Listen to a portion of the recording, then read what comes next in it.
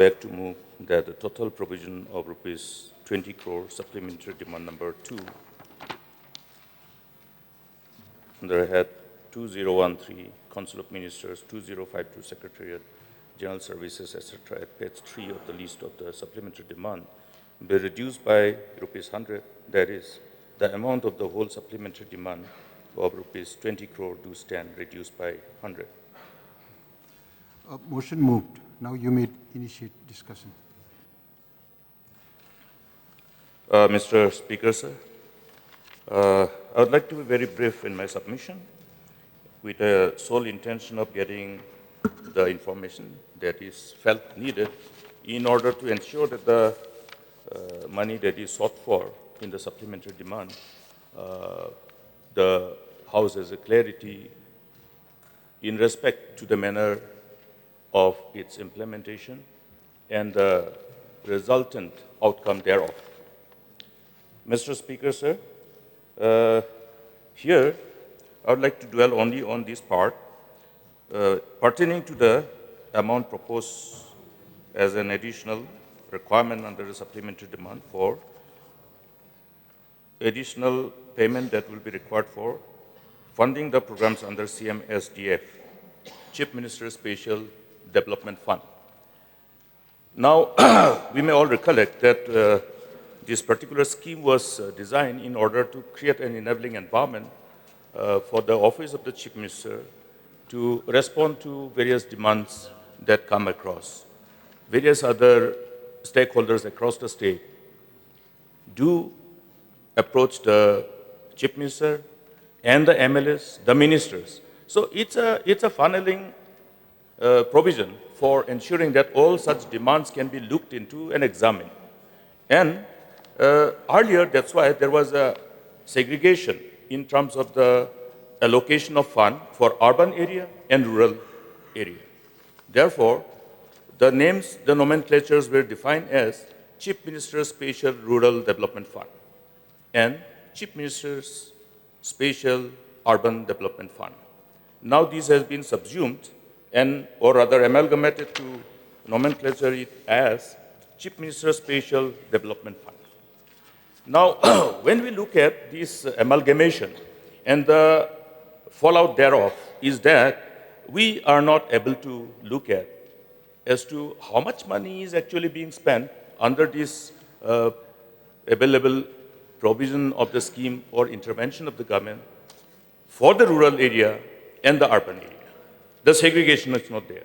So I would like to, therefore, get this information in terms of the quantum of fund which has been spent in rural area and urban areas, indicating the urban areas where this particular fund has been spent, with the names thereof. Because in my cut motion, I have specifically mentioned there are respective beneficiaries and manner of selection thereof. So the manner of selection. Now, while utilizing this fund, it was from the time it was conceptualized, MLAs were also provided with this information that the schemes may be submitted to be taken up under this fund.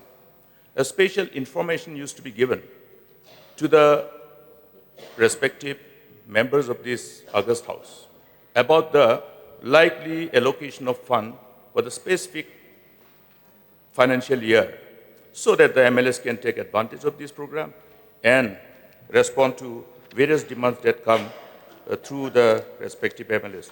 Now, for last few years, I have not received this letter anymore. So, therefore, in absence of this kind of communication, it becomes difficult for us whether the same methodology of funneling this fund to take care of the demands of the people are still being followed or not. Whether the MLAs are required, or rather MLAs are being informed about this program so that we also can submit programs. In fact, earlier what we used to do was that specific amount used to be indicated by the Chief Minister. That out of the CM's Special Rural Development Fund or out of the Chief Minister's Special Urban Development Fund, this much amount may be submitted for consideration to be funded under the program. Now, this has not happened. Therefore, every money that is passed by this August House must be designed to be spent in such a way that it creates an inclusive growth and progress.